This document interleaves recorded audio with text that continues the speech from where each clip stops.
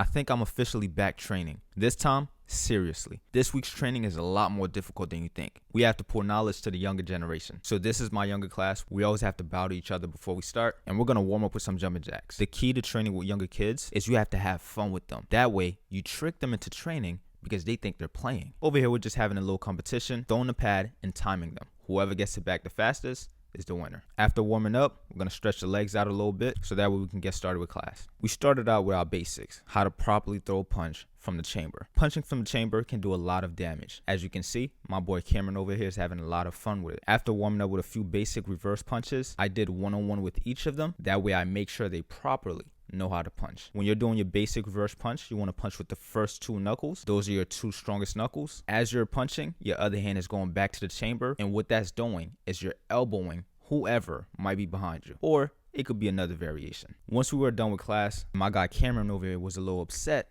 because he was thirsty. Cameron, what's wrong? What's wrong, man? What happened?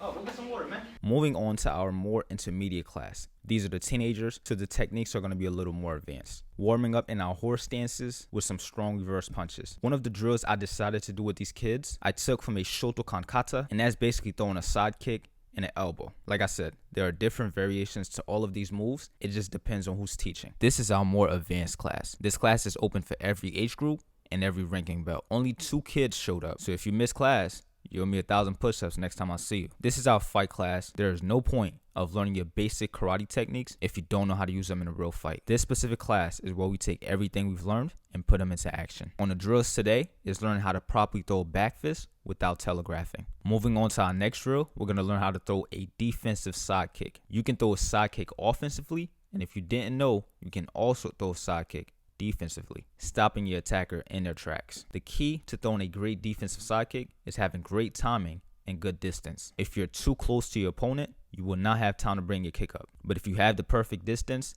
and have the right timing, you can do a lot of damages with a defensive side kick. To finish up class for the week, I had them do different variations of kicks, pumping those kicks up and down the floor. This is going to strengthen their hips and also give them the ability to change up their kicks however and whenever they want to as they're kicking at their opponent. And what I mean by that, as you're throwing your side kick, you can change that to a roundhouse, and from that roundhouse, you can change that to a hook kick, and from that hook kick, you can go back to a side kick or roundhouse. Make sure you follow me for more karate content.